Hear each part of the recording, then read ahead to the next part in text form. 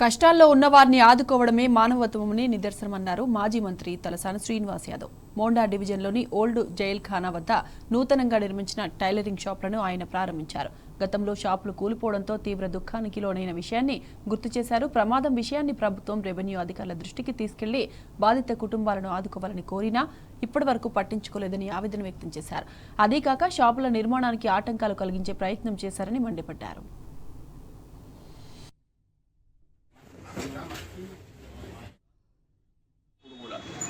అంటే ఈ సంఘటన జరిగినప్పుడు ఎవరైతే సహకరించినటువంటి దాతలు ఉన్నారో వాళ్ళు కూడా ఆర్థికంగా పెద్ద గొప్పలు కాదు.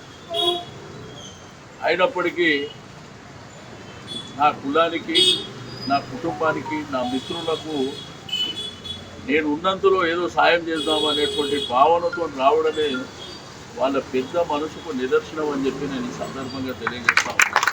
మనం గవర్నమెంట్కు ఆల్రెడీ కంప్లైంట్ చేసిన వారు జరిగిన సంఘటన మీద ఆర్టీఓ గారు, జిహెచ్ఎంసీ వాళ్ళు అందరూ వచ్చారు, కానీ కలెక్టర్ కూడా ఇచ్చారు, అందరికీ ఇచ్చారు, కానీ ఇప్పటివరకు మనకి ఏ కాన కూడా రాలేదు.